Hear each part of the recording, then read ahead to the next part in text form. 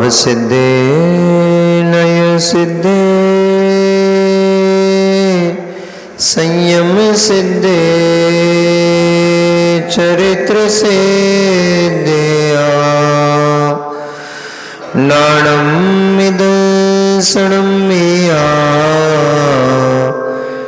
सिद्धे सिरसा नमस्सामि सिद्धं संपूर्ण भव्यार्थं सिद्धे कारणमुत्तमं प्रशस्त दर्शन ज्ञान चारित्र प्रतिपादनम् सुरेंद्र मुकुट श्लिष्ट पाद पद्मांशुकेशरम प्रणमामि महावीरम लोकत्रय मंगलम नमो अरिहंताणं नमो सिद्धाणं नमो आयरीयाणं नमो वज्रायाणं नमो लोये सब्साहुणं। जय बोलिए अनंत अनंत परम सिद्ध परमेष्ठी भगवानी की, जय बोलिए अनंत अनंत 24 तीर्थंकर भगवानी की, जय बोलिए देवादिदेव चिंतामणि मूलनायक श्री पार्श्वनाथ भगवानी की, जय बोलिए देवादिदेव श्री वर्तमान सानायक शासन नायक महावीर भगवानी की, आचार्य भगवंत कुंद कुंद देव की, आचार्य भगवान रविशरण स्वामी महामुनि राज की, आचार्य गुरुदेव श्री विशुद्ध सागर जी महामुनि राज की, अहिंसामयी जैन धर्म की, वीतरागी प्रभु श्री रामचंद्र भगवान की,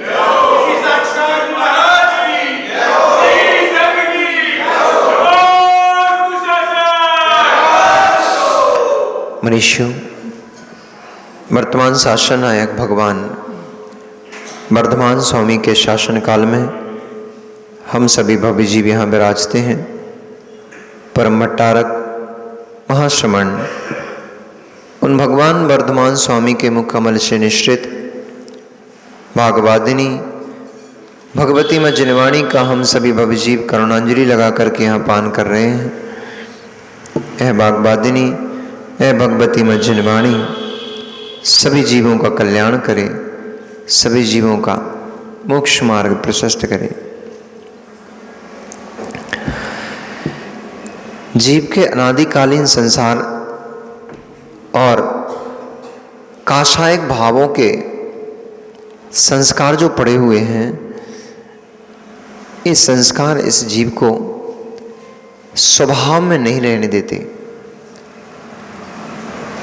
ये संस्कार जैसे ही ये जीव अपने स्वभाव में जाने का प्रयत्न करता है, प्रयास करता है, वे संस्कार उसे तुरंत बाहर खींच लाते हैं। अनादिकाल से इस जीव ने काषायक भाव किए हैं और उन काषायक भावों का रंग इतना गहरा चढ़ गया इसके ऊपर कि उस समय कषाय भाव के आवेग में न इसे परमात्मा दिखता, न भगवान, न साधु, न श्रावक, कुछ भी नहीं दिखता।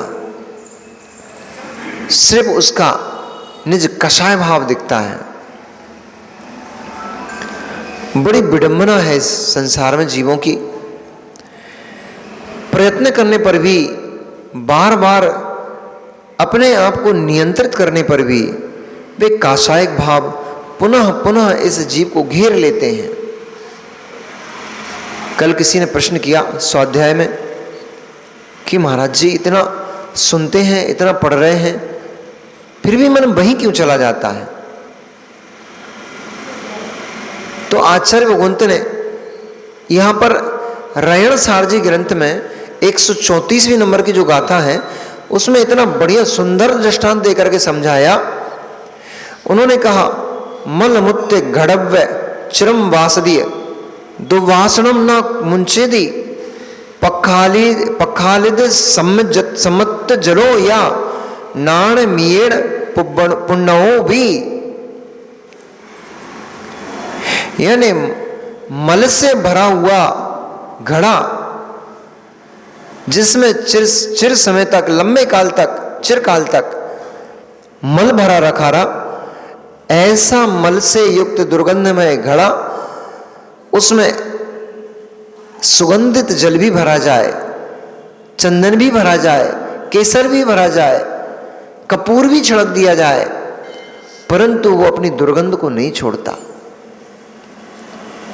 वो घड़ा तो दुर्गंध छोड़ता ही, दुर्गंध को ही फैलाता है, क्योंकि चिरकाल से उसमें मल भरा था, उसकी दुर्गंध उसको जकड़ चुकी है।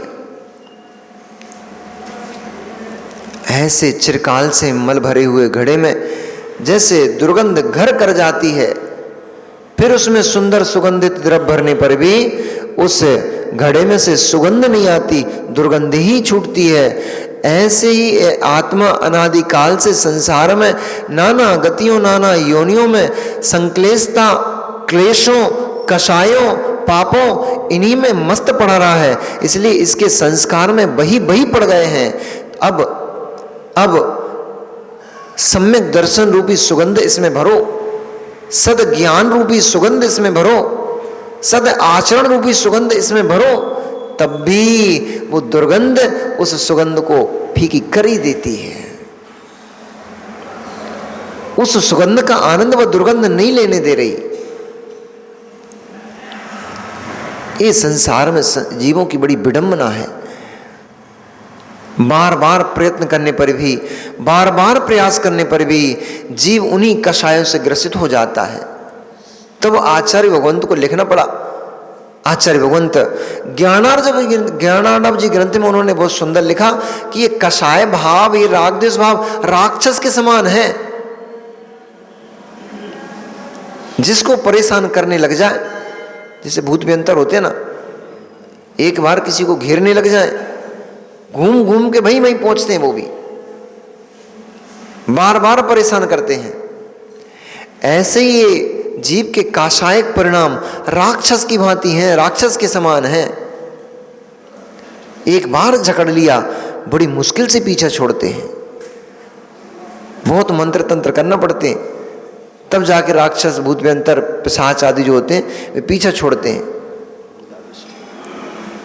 ऐसे ही ये कषाय भाव जीव के उन राक्षसों के समान है, जिसने इस जीव को बहुत वर्षों से, जन्मों से जकड़ के रखा हुआ है, छोड़ नहीं रहे हैं।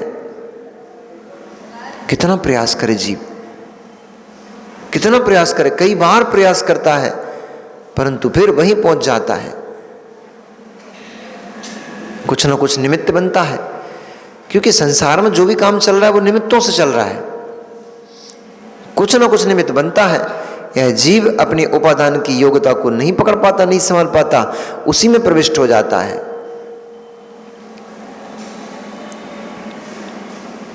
बहुत मेहनत करना पड़ेगी। तब लगता है भैया बहुत मेहनत करना पड़ेगी। शब्दों का भगवान अलग है, दृष्टि का भगवान अलग है। शब्दों के भगवान में उतनी ताकत नहीं लगती जितनी दृष्टि के भगवान में ताकत लगती है, और दृष्टि के भगवान में उतनी ताकत नहीं लगती अभिव्यक्ति का भगवान प्रकट करने के लिए नानी याद आ जाती है।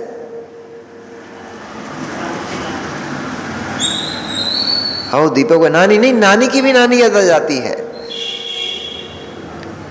बहुत कठिन कार्य है,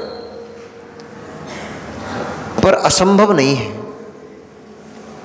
करत करत अभ्यास के जड़मती होत सुजान, रसरी आवत जाती ही सिर पर पड़त निशान। अभ्यास बार बार करने से जो विषय आपको बाधा उत्पन्न करते थे, जो विषय, जो निमित्त आपको अपनी ओर खींच लेते थे, आपके अंदर कषाय भाव को उत्पन्न कर देते थे, बार बार अभ्यास करने से वे कषाय नियम से मंद पड़ जाती हैं। पर उसके लिए बहुत प्रयास करना पड़ेगा। सबसे पहले प्रयास तो ये करना पड़ेगा कि अपने आप को ये देखना पड़ेगा कि मैं कसाई हूं। अब जो अपने आप को शुद्धि मान के बैठ चुके हैं, वे कैसे देख पाएंगे कि मैं कसाई हूं? तो वे कभी शुद्ध हो भी नहीं पाएंगे, वे कषाय मुक्त कभी हो ही नहीं पाएंगे। क्योंकि कषाय मुक्त तो वही हो पाएगा जो कषाय युक्त अपने आप को देखेगा। रिंकू भैया कभी डॉक्टर के पास गए क्या? आज गए थे क्या? आज क्यों नहीं गए? आज डॉक्टर के पास क्यों नहीं गए? आज स्वस्थ हो तो जिस दिन डॉक्टर के पास गए थे उस दिन स्वस्थ नहीं थे क्या? इसलिए तो डॉक्टर के पास गए थे ना। उस दिन बीमार थे, स्वस्थ नहीं थे। तो जब आपको ये बात मालूम है कि मैं स्वस्थ हूं तो पागल कहलाओगे, रत्था पुरुष कहलाओगे कि डॉक्टर के पास जाओगे, वैद्य के पास जाओगे? वो तो मूर्ख ही होगा जो स्वस्थ है फिर भी वैद्य की फीस देने के लिए वैद्य के पास जा रहा है, डॉक्टर के पास जा रहा है, दवाई लेके आ गया मेडिकल से, वो बैठ के दवाई खा रहा है। शौक है क्या? नहीं। जो इस बात को जानता है मैं स्वस्थ हूं, वो क्यों वैद्य के पास जाएगा? वैद्य के पास तो वही जाता है जिसको इस बात का ज्ञान होता है मैं अस्वस्थ हूं। तो परमात्मा वैद्य है, परमात्मा वैद्य है, रत्नत्र धर्म वैद्य है। उसके पास तभी तुम जाते हो जब तुम्हें इस बात का मालूम होता है कि मैं संसारी हूं, मैं कर्मों से बंध हूं। अब जिसने इस बात का, तुम्हारे गुरुदेव जी ने इस बात का निर्णय कर लिया मित्र कि हम तो शुद्ध हो ही चुके हैं, तो जब तुम शुद्ध हो ही चुके हो तो फिर रत्नत्र धर्म धारण क्यों करते हो? संयम को क्यों पालते हो? त्याग आदि क्यों करते हो? तपस्या क्यों करते हो? भगवान की भक्ति क्यों करते हो? कुछ तो करते थे, कुछ भी नहीं करते थे क्या? कुछ तो करते थे, कुछ तो करते थे। तो मेरा यही तो प्रश्न है, जो थोड़ा सा भी करते थे तो वो क्यों करते थे? स्वाध्याय भी करते थे तो क्यों करते थे? शुद्ध परमात्मा को तो स्वाध्याय की आवश्यक, वे तो परम स्वाध्याय हो चुके, वे ही स्वाध्याय हो चुके हैं। अब उनका स्वरूप ही स्वाध्याय हो गया है, स्वाध्याय। स्वाध्याय का मतलब क्या होता है? स्व, अपने निज को जानना। तो जो निज को जान कर चुका, निज में लीन ही हो चुका है, जो निज को प्राप्त कर चुका है, जो स्वाध्याय के फल को प्राप्त कर चुका है, वो स्वाध्याय नहीं करता।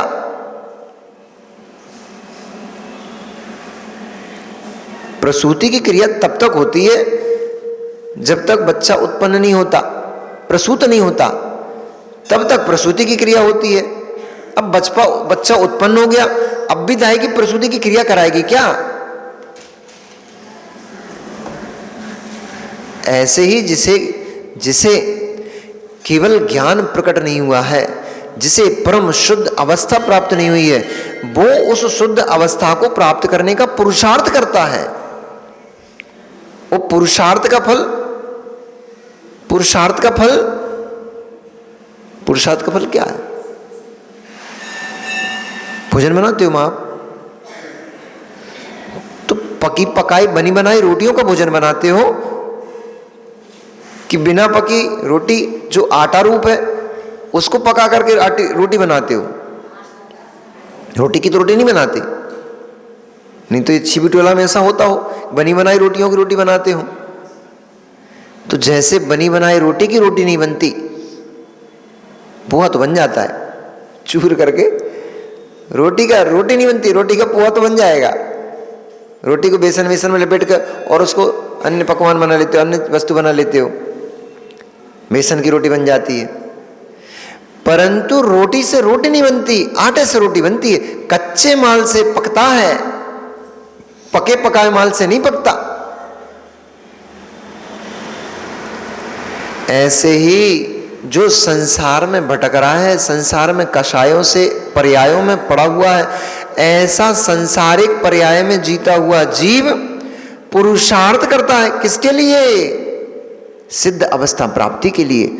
अब जब सिद्ध अवस्था तुझे प्राप्त हो ही चुकी है, अब पुरुषार्थ किसके लिए करते हो? पुरुषार्थ का फल ही तुम्हें मिल चुका, अब क्या पुरुषार्थ करना। इसलिए दुर्गंध है, दुर्गंध को हटाने का पुरुषार्थ किया जाता है। जब दुर्गंध हट चुकी, अब कौन सी दुर्गंध हटाने का पुरुषार्थ करते हो।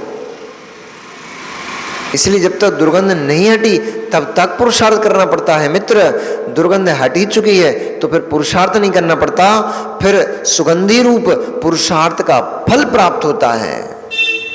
दुर्गंध से रहितपना, ये पुरुषार्थ का फल प्राप्त होता है। उसमें फिर पुरुषार्थ नहीं करना पड़ता, उसका तो केवल फल का आनंद लेना पड़ता है। ऐसे ही जो जीव संसार अवस्था में पड़े हुए हैं, वे पुरुषार्थ करते हैं मोक्ष जाने का। जिन्हें मोक्ष अवस्था प्रकट हो ही चुकी है, जिनकी आत्मा निर्मल शुद्ध स्वच्छ हो ही चुकी है, उन्हें पुरुषार्थ नहीं करना पड़ता, वे परम आनंद का फल प्राप्त करते हैं। पर हो संसारी जीवों की दशा उस परम सुखधाम रूप शुद्ध अवस्था को नहीं जानता और सांसारिक विषय वासनाओं में, कषायों में निरंतर उन्हीं में बार बार रमणे का भाव करता है। यह जीव की दशा, संसार बड़ा लुभावना होता है, तुरंत अपनी ओर आकर्षित कर लेता है, अपनी ओर लुभा लेता है। कितने जीवों को हम देखते हैं, आंखों के सामने कितने जीवों की हमने मृत्यु देख ली, आंखों के सामने कितने जीवों को हमने पीड़ित होते देख लिया, आंखों के सामने क्या क्या दुर्दशा देख चुके हैं। फिर भी ये जीव का हृदय पिघलता नहीं है, फिर भी ये जीव उन्हीं काषायों भावों में, उन्हीं पर्यायों में राग को प्राप्त होता है, अपने संसार को बढ़ाता रहता है। ऐसा क्यों होता है मनोज भैया, ऐसा क्यों होता है?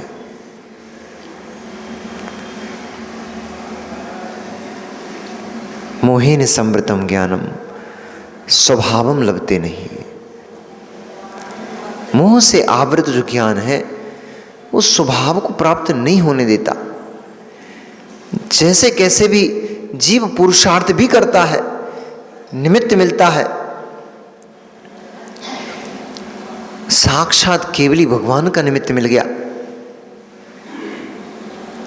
साक्षात केवली भगवान, एक नहीं दो केवलियों का एक साथ निमित्त मिल गया।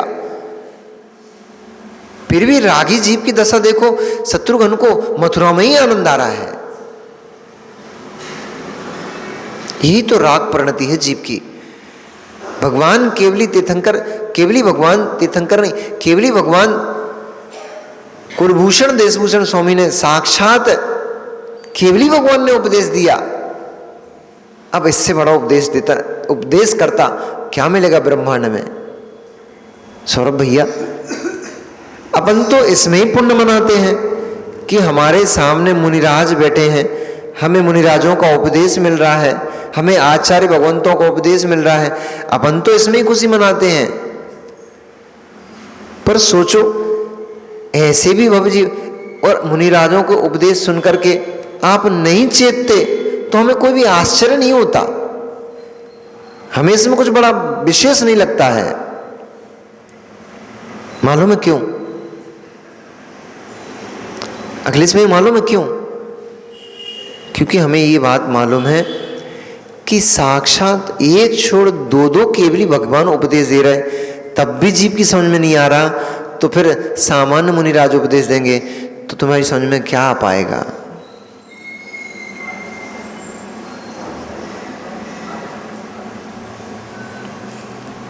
एक छोड़ दो केवली भगवान उपदेश दे रहे थे, तब भी सब सुन लिया, जान लिया। यथा योग जितने ग्रहण कर सकता था शत्रुघ्न, उसने व्रतों को धारण किया था, अणुव्रतों को पालन किया था, उसने ग्रहण किए थे। परंतु ऐसा सुभट, इतने बड़े बड़े योद्धाओं को रणभूमि में ध्वस्त करने वाला सुभट क्यों महाव्रतों को धारण नहीं कर पाता? क्यों हार जाता है?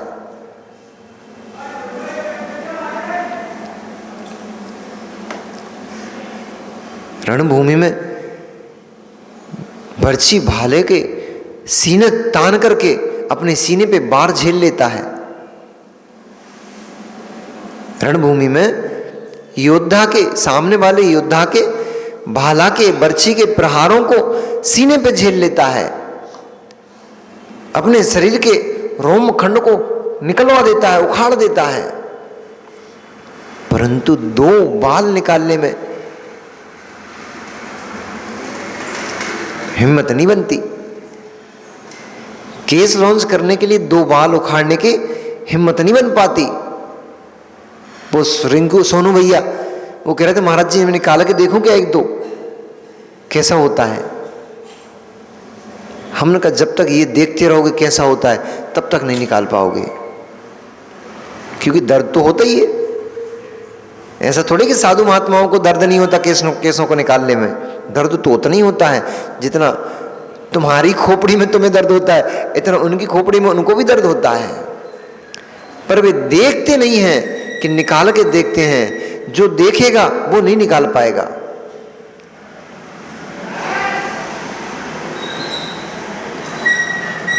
अरे तुषार भाई तुम्हारी शादी हो गई ना, तो तुषार भाई पहले एक बार टेस्टिंग के लिए गए थे क्या कि मैं शादी करके देख लेता हूं 4-5 दिन के लिए कैसा लगता है, कष्ट मस्त तो नहीं आते, कोई बीवी लड़ती झगड़ती तो नहीं है, शांति का जीवन होता है कि नहीं होता।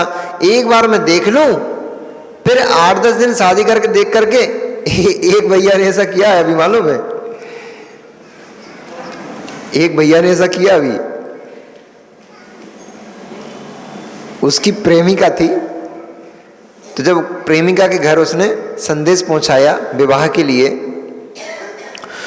तो प्रेमी ने बोल दिया कि देखो ऐसा है, अभी तुम्हारा हमारा प्रेम भाव है, सुना है कि शादी के बाद सब बदल जाती हैं स्थितियां, इसलिए पहले मैं 8-15 दिन के लिए शादी करके देखना चाहता हूं कि 8-15 दिन के बाद फिर मैं निर्णय करूंगा कि विवाह करना है कि नहीं करना, मतलब वो शादी लाइफ टाइम रखना है कि नहीं रखना।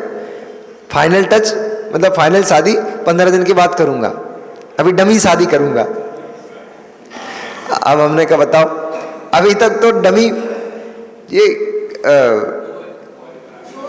शोरूम में डमी वहां पर देखने को मिलती थी, अब लोगों के सांसारिक जीवन में भी डमी शादी करके देखने को मिलेगा क्या? तो ये ऐसा देखने को मिल जाती है भी कोई बहुत बड़ी बात नहीं है, ऐसा होने लग गया है।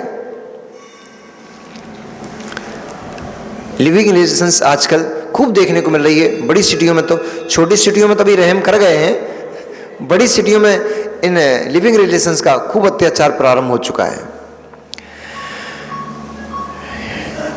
रह के देखेंगे साथ में, आपकी हमारी पटरी खाएगी तो विवाह करेंगे, नहीं पटरी खाएगी तो नहीं विवाह करेंगे, तुम फ्री हम फ्री, ऐसा चलने लग गया है। 4 दिन में जीवन की असलियत पता नहीं लगती, तुम 4 दिन 8 दिन साथ में रह भी लोगे, उसमें जीवन की असलियत पता नहीं लगती है। जीवन की असलियत पता तो तब लगती है जब 2 साल 3 साल शादी के निकल जाते हैं, तब रियल लाइफ प्रारंभ होती है। मनोज भैया अनुभव नहीं है क्या? अच्छे से अनुभव है ना?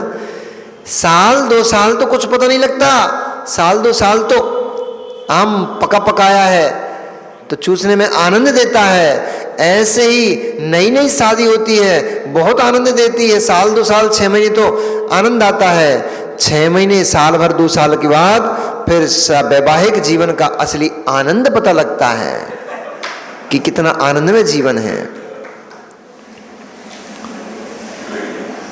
और बेचारे 1-2 साल के चक्कर में तो फंस जाते हैं।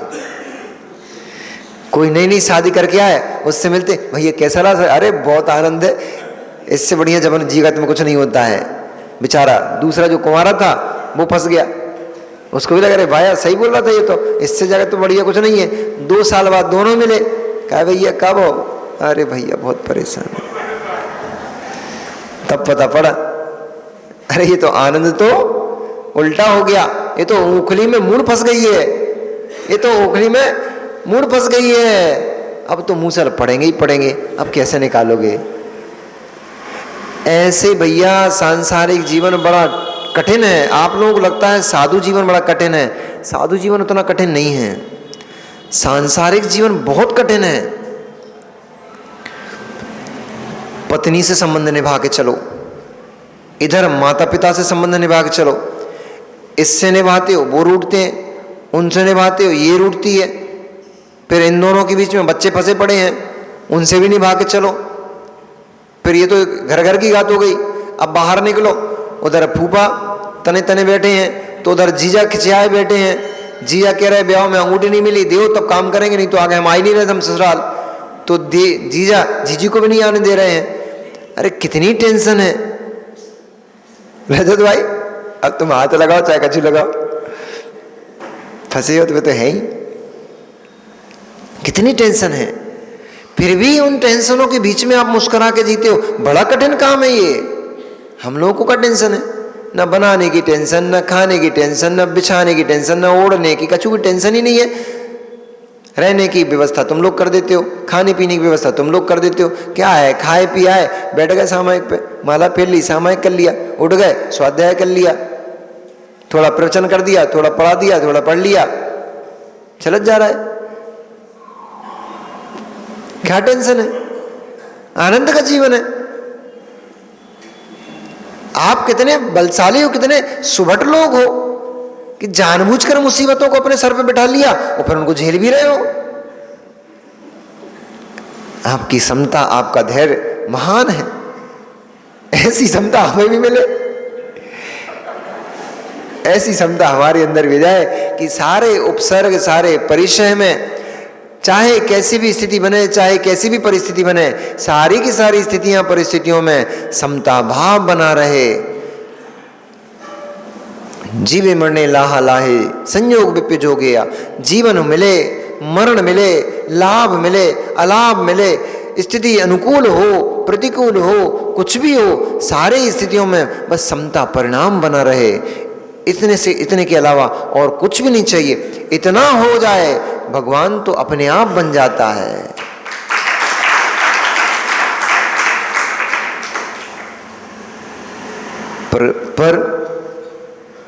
पर क्या करे बेचारा जीव। जीव की परिणति काशायक होती है, क्योंकि कषाये रंजितम चेतस तत्वम नैवावगाहते। कसायों से रंजित हुआ जो चित्त है, वो तत्व को समझने ही नहीं देता है। बाह्य के तत्व को नहीं समझने देता है, लिखित तत्व को नहीं समझने देता है, शब्द रूप तत्व को नहीं समझने देता, फिर आत्मरूप तत्व को कहां समझने देता है। इसलिए सब कुछ देखते हुए भी वे शत्रुघ्न अपने मथुरा नगरी में मस्त आनंद को लूट रहे हैं। इधर अयोध्या नगरी में बहुत समय जब लक्ष्मण का, राम का कैसे कैसे दृश्य राम लक्ष्मण के सामने आए, कितने मुनिराज देख लिए, कितने उपसर मुनिराजों के उपसर्ग दूर कर दिए। रावण जैसे वैभव को सामने अपने हाथों से नष्ट करते हुए स्वयं ने किया और स्वयं देख भी लिया। फिर भी अहो आश्चर्य कि वैराग्य की उत्पत्ति नहीं हो रही है। फिर भी यह क्षणभंगुर लक्ष्मी लुभा रही है, अपनी ओर आकर्षित कर रही है। फिर भी ये स्त्रियों का रूप रंग जीव को मोहित कर लेता है। लक्ष्मण को भी मनोरमा का रूप मोहित कर बैठा। यद्यपि लक्ष्मण के पास स्त्रियों की कमी थोड़ी ही थी। नारायण 18,000 16,000, नारायण 16,000 या 17,000 स्त्रियों के पति होते नारायण। 17,000 महारानियों के 18,000 होते हैं, शायद कंफ्यूजन है कुछ। लक्ष्मण के पास 17,000 स्त्रियां थीं, तो 17,000 स्त्रियों के स्वामी होने पर भी एक कम 17 थी, क्योंकि मनोरमा भी आने वाली ना। इतनी सारी स्त्रियां होने पर भी उनको मनोरमा का रूप, लावण्य उनको परेशान कर बैठा, और उसके रूप लावण्य को देख करके परेशान हो गए। ये नहीं मिली, जबकि विशल्या जैसी सुंदर स्त्री उनके पास थी, पद्माभा नाम की सुंदर स्त्री उनके पास थी, और भी रूपवती, बनमाला, कल्याणमाला, जित पद्मा, कैसी कैसी सुंदर सुंदर महारानियां, स्वर्ग की अप्सराओं के समान सुंदर सुंदर महारानियां लक्ष्मण के पास थीं। फिर भी कषाय रंजितम चेतस तत्वम नैवावगाहते, फिर भी कषायों से रंजित चित्त, विषय वासनाओं से रंजित चित्र नहीं देखने देता अपनी तरफ, नहीं अपने आप को सीमित होने देता, और की इच्छा करता है। अब सुनो भैया, 17,000 महारानियों के साथ भोगते भोगते, और वे भी सामान्य स्त्रियां नहीं थी। अभी तो कोई को काली मिल गई, कोई को कानी मिल गई, कोई को भेड़ी मिल गई, कोई को कैसी मिल गई, कोई को कैसे, उनमें ही राग चला जा रहा है जीव का, वो नहीं छोड़ पा रहा है, एक एक को नहीं छोड़ पा रहे हैं। फिर जिसके पास साक्षात इंद्राणियों के समान 17,000 सुंदर महारानियां हो, अब सोच भाई, तुम्हारा वो छत पे जो तुमने प्रश्न किया था ना, शिखर, 2 शिखरों के बीच में खड़े होके, कि 17,000 महारानियों के साथ भोग भोगते हुए उनको तृप्ति नहीं हो रही है, तुम कहां कह रहे हो कि भोग भोग लो तृप्ति हो जाती है? तुम्हारे वो दाढ़ी वाले कहते हैं ना कि भोगों को इतना भोग लो कि उनसे तृप्त हो जाओ, अपने आप छूट जाएंगे। ऐसे छूटने लगते तो पूरे संसार को अब तक मोक्ष हो गया होता, क्योंकि संसार में भोगने के अलावा जीव कर क्या रहा है? ऐसे मिथ्या पंथों को चलाने वाले और ऐसे मिथ्या उपदेश करने वाले अनेक अनेक होकर चले गए, लेकिन ना वे अपना कल्याण कर पाए, ना उनको सुनने वाले जीव अपना कल्याण कर पाए। इसलिए बहुत मत सुनना मित्र, उसको सुनना मत, क्योंकि वो मालूम है चुंबक है। हाँ, उसकी बातें इतनी मीठी मीठी हैं, इतनी सुंदर लगती हैं, और लगता, वही तो मैं बोल रहा हूं, बोलता बहुत अच्छा है, क्योंकि तुम्हारे कषायक भावों की पुष्टि करता है वो, इसलिए तुम्हें अच्छा लगता है। हमें नहीं लगता, क्योंकि हमें सत्य का पता है। वो कहता है भोगों को भोग लो तृप्त हो जाओगे, हम कहते हैं भोगों से कभी तृप्ति नहीं हो सकती। तो तुम्हें वो इसलिए अच्छा लगता है क्योंकि तुम्हारी मन कषाय से भरे हुए हैं, वासनाओं से भरे हुए हैं, इसलिए तुम्हें लगता है ये तो हमारे मन की बात कह रहा है। मन की बात अहितकर भी हो तो रुचिकर लगती है, अच्छी लगती है, परंतु आपके हित की बात हो पर मन में ना हो, वो अरुचिकर लगती है। हम बोलेंगे भैया रात का भोजन त्याग दो, वो बोलेगा इससे क्या होता है, ये बहिरंगी की क्रिया है, तो तुम्हें रुचिकर लगेगा, तुम्हें रुचिकर लगेगा, क्योंकि तुम्हें रात का खाना छोड़ना नहीं पड़ेगा ना। हम बोलेंगे भैया अभक्ष पदार्थ, गड़ंत पदार्थ छोड़ दो, आलू प्याज का त्याग कर दो, ये अभक्ष है, जीव हिंसा होती है। वो बोलता है इनसे कोई फर्क नहीं पड़ता, क्योंकि जो जो पदार्थ ब्रह्मांड में बनाए गए हैं भखने के लिए ही बनाए गए हैं, किसी न किसी के द्वारा भखे जाते हैं। तुम्हें सही लगेगा, सही है, शेर हिरण को खा रहा है, बिल्ली चूहे को खा रही है, तो हम भी कुछ भी खा लो, ऐसे तर्क देता है वो कि शेर हिरण को खा रहा है, बिल्ली चूहे को खा रही है, तो तुम्हें खाने में क्या दोष है? ये जगत में जो भी पदार्थ बने हुए हैं एक जीव के दूसरे जीव, एक जीव दूसरे जीव के भक्षण के लिए ही बना है। फिर आपसे कहेगा आप फल खाते हो ना, आप सब्जी खाते हो ना, वो भी तो किसी जीव का शरीर है, तो आप लोग सही तो बोल रहा है, लगेगा कि नहीं लगेगा? सही सही लगेगा। अब जिनने पुरुषार्थ सिद्धि उपाय भी पढ़ लिया उनको तो गलत लगेगा, लेकिन जिनने नहीं पढ़ा अभी तक पुरुषार्थ सिद्धि उपाय, आपको ये सही नहीं लग रहा क्या कि कोई जीव हिरण खा रहा है, कोई जीव चूहा खा रहा है, तुम फल खा रहे हो, मांस खा रहे हो, तुम फल खा रहे हो, सब्जियां खा रहे हो, सभी में जीव है। ठीक बोल रहे कि नहीं बोल रहे? देखो कुछ की मुंडी हिलने लगे, ठीक बोल रहे हैं, ठीक नहीं बोल रहे हैं, क्योंकि जीव जीव में भेद है, जीव जीव में भेद है। जैसे पुद्गल भी, रोटी भी पुद्गल है, मल भी पुद्गल है, जहर भी पुद्गल है, परंतु रोटी को खाते हो, जहर को नहीं खाते हो, मल को नहीं खाते हो।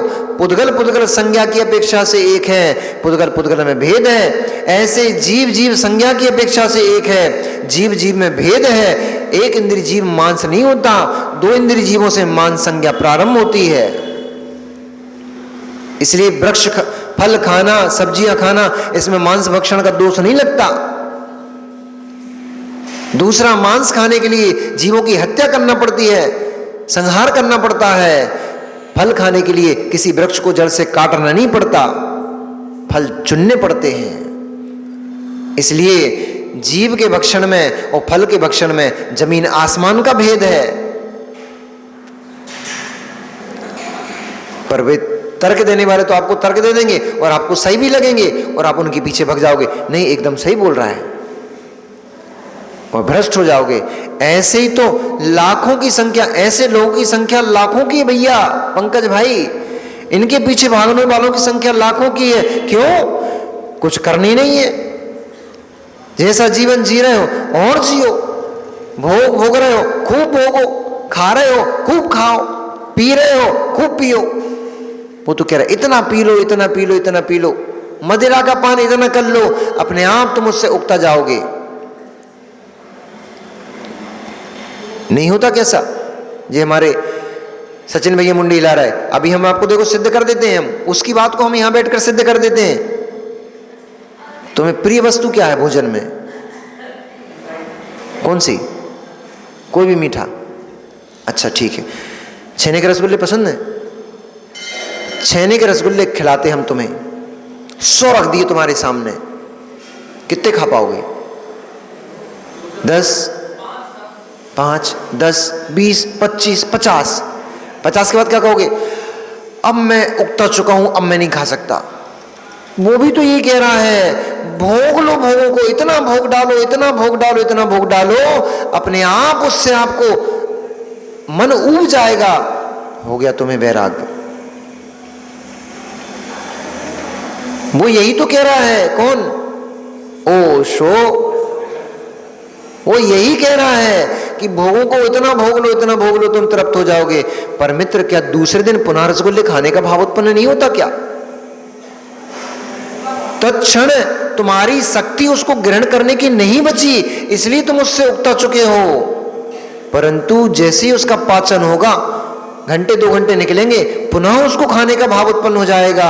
ऐसे ही भोगों को कितना भी भोग लो, तुम्हारी शक्ति क्षीण हो जाती है शरीर की, इसलिए तुम्हें उगताई छूटती है। अब तो हो गया, बस अब नहीं भोगना है। घंटे 2 घंटे 4 घंटे के बाद, 1 दिन 2 दिन के बाद पुनः वही वस्तु आपको फिर आकर्षित करने लगती हैं, वही भोग आपको फिर आकर्षित करने लगते हैं। भोगों में तृप्ति नहीं होगी। समझे छू? क्या बोलते हो? समझे गए? का समझी गई? समझे गए? भोगों से तृप्ति नहीं होने वाली। भोग छोड़ना ही पड़ेंगे। जितना जितना वस्तु को त्यागते चले जाओगे, वो वस्तु उतनी उतनी आपको आकर्षण उसका अपने आप उसके प्रति कम होता चला जाता है। और जब तक वस्तु को पकड़े रहोगे, वो आपको आकर्षित करती रहेगी।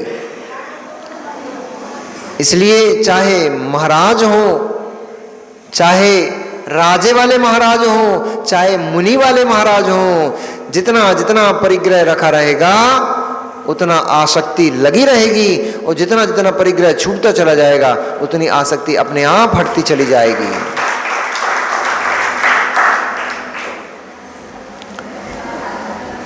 एक चित्र देख लिया भैया। हुआ यूं कि विजयार्थ पर्वत की दक्षिण श्रेणी में रत्नपुर नाम का एक नगर है, राजधानी है। उस देश में, उस नगर में राजा रत्न रथ रहते थे। उनकी पूर्ण चंद्रानना नाम की एक महारानी थी। पूर्ण चंद्रानना, अच्छा नाम है, बड़ा सा नाम है। और उस राजा और महारानी के सर्व गुणों से संपन्न, सर्व सौंदर्य से युक्त, सभी प्रकार के लक्षणों से सुशोभित ऐसी मनोरमा नाम की पुत्री थी। जब वह पुत्री युवा अवस्था को प्राप्त हुई, तो प्रत्येक पिता को युवा पुत्री को देख करके उसके विवाह की चिंता होना शुरू हो जाती है। वैसे ही उन रत्न रथ नाम के राजा को अपनी पुत्री के विवाह की चिंता हुई कि हमारी पुत्री युवा हो चुकी है, युवती हो गई है, और साथ ही अति सुंदर भी है। तो जिसकी पुत्रियां सुंदर हों, उस पिता को तो टेंशन और बढ़ जाती है। तो इसलिए भैया, अब जितने बैठे हो, एक बात का आज सुन लो कि बच्चे बच्चियों को पढ़ाओ तो, लेकिन पढ़ाने के चक्कर में उनकी उम्र 28 और 30 साल और 35 साल मत कर लो, बड़ी समस्याएं खड़ी होने लग गई हैं। समय पे, उचित समय पे विवाह करो, उचित समय पे पढ़ाई लिखाई उचित स्थानों पे कराओ, तो आपके बच्चे बच्चियां सुरक्षित बचे रहेंगे। नहीं तो कुछ समय के बाद, 10-5 साल के बाद तो ये स्थिति आ सकती है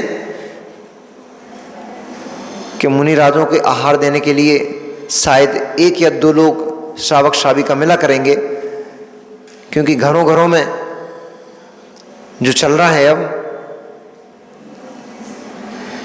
सबको पता है, घर घर की कहानी सबको पता है। घरों घरों में जो प्रेम विवाह और अंतरजातीय विवाह, विजातीय विवाह जो चल रहे हैं, इनसे बड़ी विडंबना खड़ी हो रही है। बच्चे तो नहीं समझ रहे, क्योंकि आप उनको संस्कार नहीं दे पा रहे हो। मोबाइल तो दे देते हो, मोबाइल तो दे देते हो, संस्कार नहीं दे पाते हो।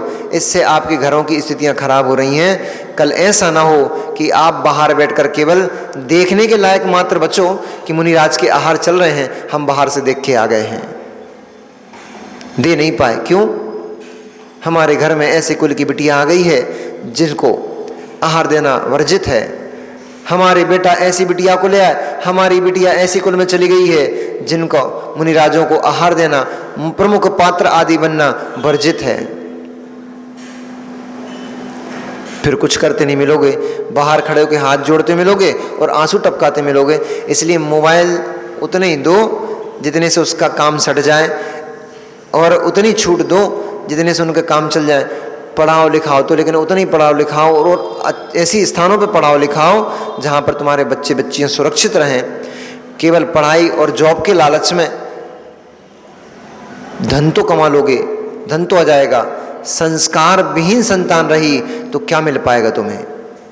न तुम्हें कुछ मिल पाएगा और न संतानों को कुछ मिल पाएगा। इसलिए संतानों को संस्कार दो, धर्म से जोड़ो तो सुरक्षित रहें। क्योंकि मेरा तो ये तो पक्का मानना है कि जो बच्चे धर्म से जुड़े रहेंगे वे तो शायद सुरक्षित, उनमें से भी कुछ ही बच पाएंगे, सब तो उनमें भी नहीं बच पाएंगे, क्योंकि बाहर की हवा बहुत खतरनाक है।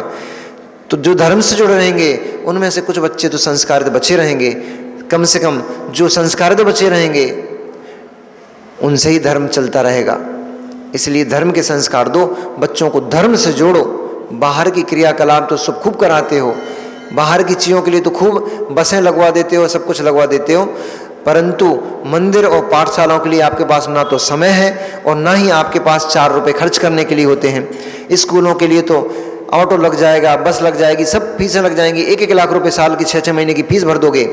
परंतु कोई कहे कि बच्चे को पाठशाला पहुंचाने के लिए 3 किलोमीटर दूर मंदिर में पाठशाला लगती, कैसे पहुंचाएं? उसके लिए ऑटो नहीं लग सकता आपका। यानी आपको लौकिक शिक्षा का, आपको लौकिक शिक्षा के लिए तो आपको उसकी तो महत्वता पता है, परंतु धार्मिक शिक्षा की आपको महत्वता पता नहीं है। तो ये भी पक्की बात है कि बे ही बच्चे आपकी फिर नाक काट के चले जाएंगे, फिर आंसू बहाते मिलोगे, फिर कुछ नहीं कर पाओगे। इसलिए अच्छे संस्कार दो।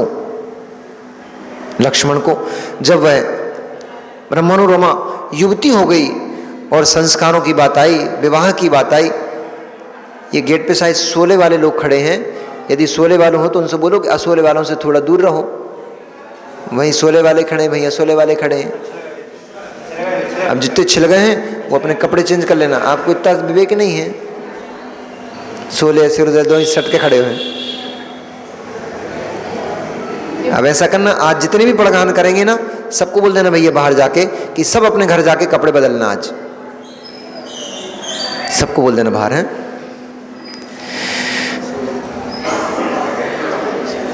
जिनमें बैठी थी वो तो असोले की थी भैया। चलो आ जाओ, जाओ, एक जन चला जाओ, एक जन काम करके आ जाओ। सबको बोला कि जितने भी सोले वाले पड़गान कर रहे हैं ना, सब अपने घर में जाकर कपड़े बदलना। आज जाओ, अपन तो अपने मैटर पे जाओ वापस। तो जब ये चिंता हुई, उसी समय पे जब सभा में बैठे हुए महाराज अपनी पुत्रियों के लिए, पुत्री के लिए वर की चिंता आतुर थे। वे अपने मंत्री आदि से इस बात की चर्चा में थे कि हमारी पुत्री के लिए सुयोग वर कौन होगा। भाग्य से अथवा दुर्भाग्य से कहो, नारद जी वहां पहुंच गए। और नारद जी जहाँ जाते वहाँ तो उपद्रव खड़ा हो ही जाता है।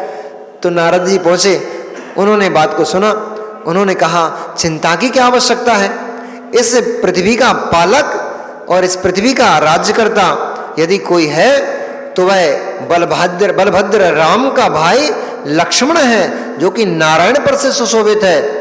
आपको अपनी पुत्री उसी को देना चाहिए, वही सर्व गुणों से संपन्न है, पृथ्वी का पालक है, पृथ्वी का अधिपति है, इसलिए वही इसके योग्य है। तब उसके सभी भाई, चूंकि वो विद्याधर थे, रावण के संबंधी थे, इसलिए कुपित उठे कि जिस दुष्टों ने हमारे परिवारजनों का संहार किया, रावण का वध किया, हमारे नाना जो संबंधी थे उनको मौत के घाट उतार दिया, और ये आकर के उन्हीं की पक्ष रखता है। इस प्रकार का क्रोध धारण करते हुए उन्होंने नारद को पीटने का प्रयास किया, पर नारद तुरंत ही, चूंकि आकाशगामी विद्या के धारी थे, इसलिए हाथ झटकते हुए वो तुरंत ही आकाश में उड़ गए। और जहां उनका अपमान होता था वहां उनका दिमाग ठनक जाता था। बोले तुमने हमारा अपमान किया, अब हम तुम्हारी दुर्दशा करवाते, बताते तुम्हें। उनने क्या किया, उनके पास एक बड़ा अच्छा औजार था, उसका नाम था चित्रकला। उनने तुरंत मनोरमा का एक चित्र पेंटिंग बनाई और ले जाकर लक्ष्मण को दिखा दी। बोले देखो, इस भूमि पर एक कितनी सुंदर स्त्री है, और इसको तो प्राप्त करने का अधिकार आपको ही है, क्योंकि आप चक्रवर्ती, आप नारायण हो, आप पूरे त्रिखंड के अधिपति हो, और यदि आपके रहते हुए ये स्त्री किसी और की भार्या बनती है तो फिर आपके त्रिखंडपति होने का क्या सौभाग्य है। थोड़ा भड़का और दिया, आग लगा दी। उनका तो काम यही था, बैठ के मजे लूटना। लक्ष्मण ने जैसे ही चित्र को देखा, लक्ष्मण उस चित्र को देख करके विह्वल हो गए, वो तो हक्के बक्के रह गए। ऐसी रूपवती स्त्री यदि वास्तव में ये मेरी पत्नी ना बनी तो मेरा तो जीवन ही व्यर्थ है। तब उन्होंने कहा ये कौन है, कहाँ मिलेगी, और मैं इसको कैसे प्राप्त कर सकता हूं। तब और थोड़ा मिर्च मसाला और लगाकर उन्होंने कहा अरे नारायण, मैंने तो तुम्हारे लिए इसका हाथ मांगा, पर दुष्टों ने मेरी दुर्दशा कर दी, मुझे मारा पीटा, मेरे साथ दुर्व्यवहार किया।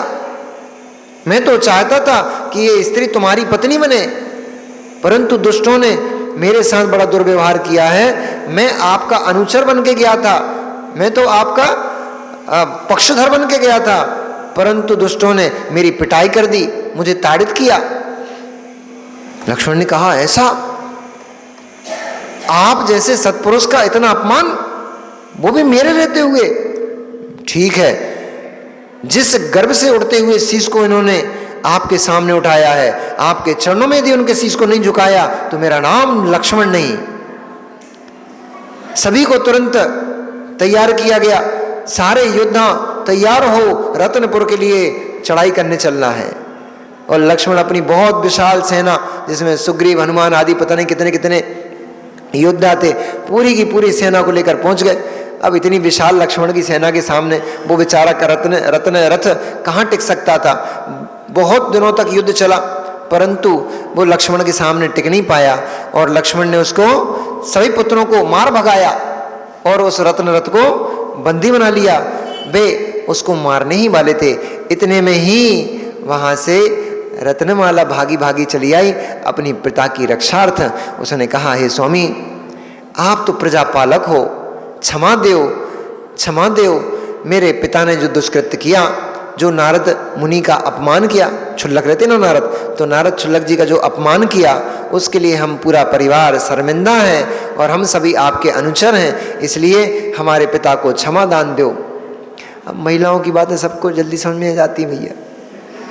सो अपनी प्रिया मनोरमा की बात सुनते ही लक्ष्मण के मन में दया भाव उत्पन्न हो गया, और उन्होंने बड़े वैभव के साथ, अब जब उसको जीत ही लिया था तो पिता भी तैयार हो गया, तो बड़े वैभव के साथ, बड़े सम्मान के साथ उन्होंने रत्नपुर नगर में विवाह को प्राप्त किया। इस प्रकार से ये पट्ट महिषियों में लक्ष्मण की अंतिम पट्ट महिषी थी। लक्ष्मण के पास 8 पट्ट महिषियां थीं। प्रथम सबसे उत्कृष्ट, जिसने लक्ष्मण की नया जीवन प्रदान किया था लक्ष्मण के लिए, ऐसी विशल्या। दूसरी का नाम रूपवती था, तीसरी बनमाला थी, चौथी कल्याणमाला थी, पांचवी रतिमाला थी, छठवीं जितपद्मा थी, सातवीं भगवती थी और आठवीं पट्टमहिषी मनोरमा हुई। इस प्रकार से 8 पट्टमहिषियों से सुशोभित वे लक्ष्मण अपने नगर को वापस आ गए। क्रम से 8 पट्टमहिषियों के श्रीधर, पृथ्वी तिलक, अर्जुन वृक्ष, मंगल, श्रीकेशी, विमल प्रभ, सत्यकीर्ति, सुपार्श्व कीर्ति, ये 8 प्रमुख पुत्र हुए जो इंद्र कुमार के समान पूरी पृथ्वी पर सुशोभित होते थे। और उन 8 पुत्रों से सुशोभित, इन 8 महारानियों से सुशोभित वे लक्ष्मण सौधर्म सभा का, सौधर्म सभा में बैठे सौधर्म इंद्र के समान प्रतीत होते थे। जैसे लक्ष्मण की 17,000 महारानियों के बीच में 8 महारानी सुशोभित होती थी, तो ऐसे ही श्री रामचंद्र की 4 पट्टमहिषियां थी, जिनमें प्रथम सीता थी, दूसरी का नाम प्रभावती था, तीसरा रतिनिभा था और चौथी श्रीदमा नाम की प्रमुख महारानियां थीं।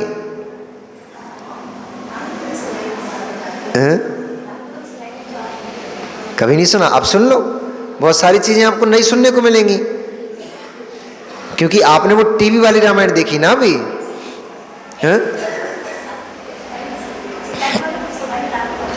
क्या बोल रहे हैं, ढंग से तो बोलो। अरे तो पद्म पुराण पढ़ो तो आपने सुन लिया, तो पद्म पुराण पढ़ा नहीं ना, इसलिए नहीं सुना। पद्म पुराण से बोल रहे हैं हम।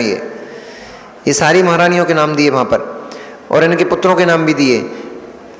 जब ऐसी 4 पट्टमहिषियों से सुशोभित राम, 8 पट्टमहिषियों से सुशोभित लक्ष्मण स्वर्ग की संपदा के समान उस अयोध्या नगरी का भोग भोगते थे, उसमें भोगा करते थे और रति आदि क्रियाएं किया करते थे, क्रीड़ाएं किया करते थे।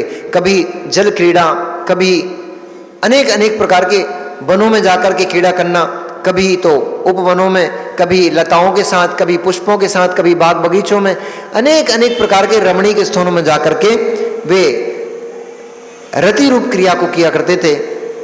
ऐसे चलते चलते बहुत लंबे समय बीत गया, कई एक युग के समान बहुत लंबा समय जब बीत गया, तो एक लंबे युग के बीतने के बाद एक रात्रि जब सीता पुष्पों की सैया पर सोई हुई थी, तब उन्होंने 2 स्वप्न देखे। और वे 2 स्वप्न कैसे थे, स्वप्न का फल क्या था और स्वप्नों के फल से क्या होने वाला है, ये अब आपको कल पता लगेगा। नमो रिहंताणम, नमो सिद्धाणम, नमो हरियाणम, नमो ज्ञानम, नमो लोय सब साहुणम।